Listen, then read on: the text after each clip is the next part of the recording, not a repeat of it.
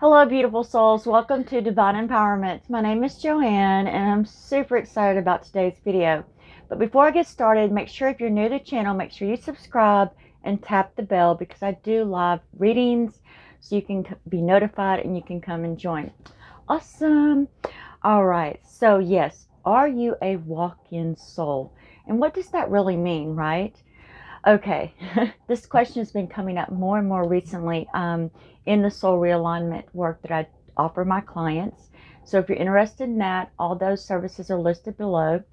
Yay! And I do want to say a huge thank you to everyone who has purchased Soul Realignment Level 1, Level 2, Level 3, and also to all the other beneficial readings. All right. Okay, so what is a walk-in soul? Okay, so let's back it up a little bit. All right, let's talk about the birthing process. What does it mean for a soul to come into the physical? When does the soul take seat in the physical body? Well, definitely, a soul takes the body upon first breath. Now, what happens in those 9 months prior to that? So let's say a mother and a father come together and they get pregnant. They're going to have a baby, right? What happens is the soul then starts to integrate with the physical body while it's growing in the mother. Now, once the birthing takes place, you have to remember coming into the physical is extremely traumatic, right? And then we go into immediate separation from the divine, from spirit. And then we're 100% dependent on our caretakers for survival. We don't remember that we were with the divine, with spirit. And we go into separation, extreme separation. And you know, recently I actually met someone that was a born-again Christian, baby Christian, and we were discussing Jesus, who Jesus was to him and who Jesus was to me. Now, of course, we were talking Bible scriptures, which I did a lot of Bible study in my 20s, about 10 years worth. And, you know, when we awaken, right, when we step outside of conventional boxes, spiritual, and step into our spirituality and our divinity as well, you know, he insisted that the only way to heaven, to God, is through Jesus. Now, even whenever I was in Christianity in my box, you know, there were questions. I always had these questions that no one could ever really answer, right? For example, let's say I was told the only way to get to heaven is through Jesus, right? Well, okay, if that's what you want to believe, right? But then I started asking questions like, well, what about the people that don't know Jesus? What happens to them? Anyway, along my journey, through my awakening process, and definitely asking questions, right? And then once I got into soul realignment work, you know, this work is so powerful. You know, it was opened me up to past lives, incarnations, and realizing truthfully, like I just knew that this was not my only lifetime, which was one of those early on questions. Like, I just couldn't believe that we only had one life and we had to get it all right the first time. It just didn't resonate with me very well. So I started asking him some questions, like, for example, number one would be, if we go through extreme separation in birth, and let's face it, divine spirit has created all things, all energy. Of course, there's the third dimension energy, which is the physical, the matrix. This is the densest energy. And then it goes up to the fourth dimension, the fifth dimension, the sixth, seventh, eighth, ninth, 10th, and so on and so on. The energy just gets less and less dense. All right. So yes, if God, Spirit, the universe, created all the energy, all things, then why do we need to get back to heaven, get back to God? This whole awakening, this whole ascension is about remembering that we are part of God. We are spirit. We are just having a physical experience.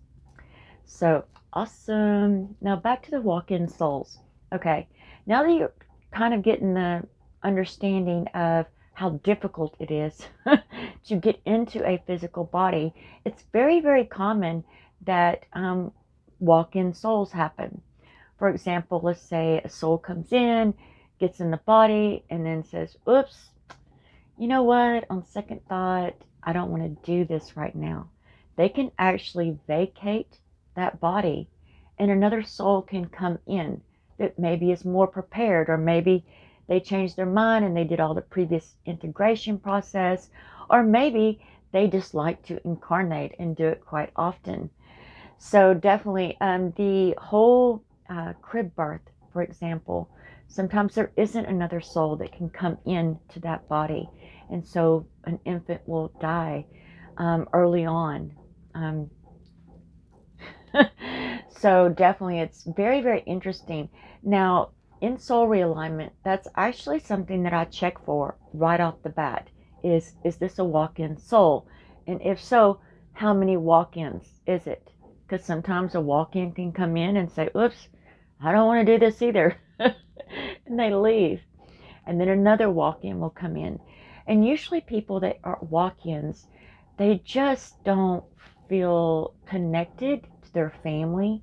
Usually they're not from the same soul group. Now, it doesn't mean that they cannot go on and have a wonderful physical experience at all. In fact, it's quite normal. It's just that they might feel a little disconnect with their upbringing and their family and so on. But it doesn't mean that it can be, in other words, it's really not something to worry about.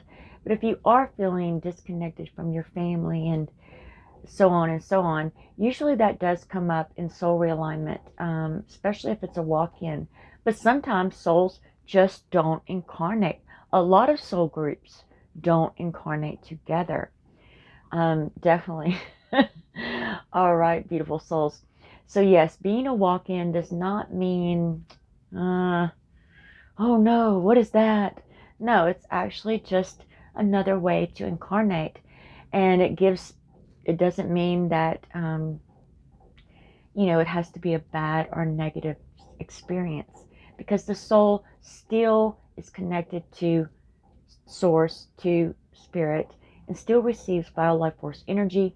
They're still attached to their own unique divine soul blueprint, as well as their own manifestation blueprint, and of course their DSB codes, and of course their Akashic records. So it doesn't mean that now suddenly you're living out someone else's blueprints or someone else's codes. No, not at all. The soul is the breath of life. It is what creates this human experience, because we are all perfectly divine, perfect manifestors. And we are now in the ascension, in the awakening process, and we're starting to remember, which is beautiful. So, so exciting.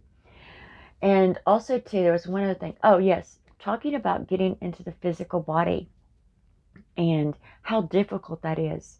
Now, of course, I don't really recall my own childbirth.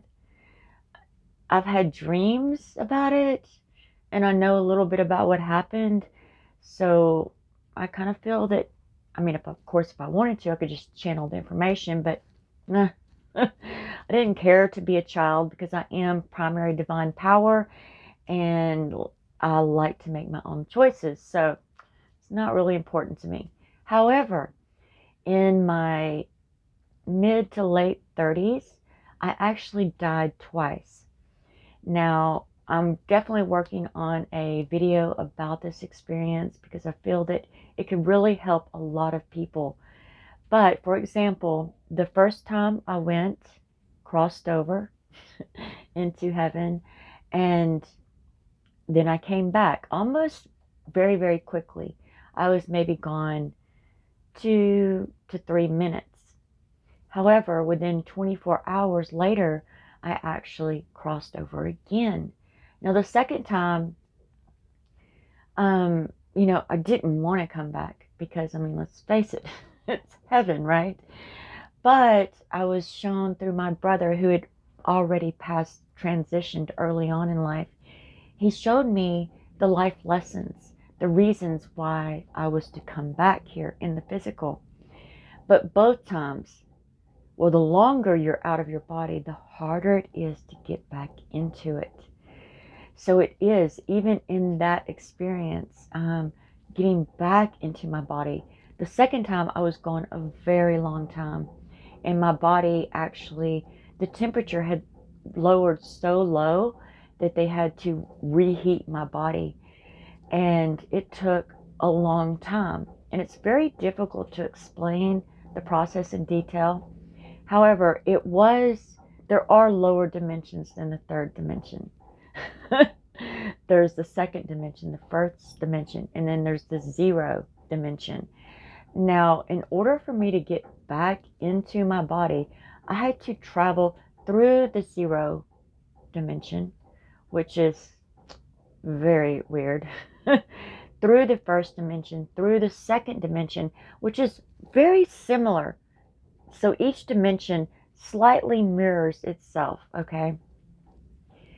Getting into that second dimension, it was very similar, but it was way more dense. And I had to travel through that dimension back into my physical body. And even then, it was so difficult. It was so painful. And it was a lot of work. So even coming into a physical newborn baby, it takes a lot of work. So therefore, there are walk-ins, right? Because sometimes you get through all that and then you're like, I've had a change of mind. I've had a change of heart. Let me wait a while. You can actually leave that body and another soul can come into it. So blessings into infinity. And also too, guys, don't forget, I do special giveaways, gift giveaways with every 100 subscribers. I recently did the 1,500 subscriber drawing, which I'll be announcing that very soon, the winner. And then also too, in order to get into these drawings, I do a reset with every 100. So you enter by making comments below on the videos, and then your name is entered for however many comments that you leave on the video. Blessings into infinity.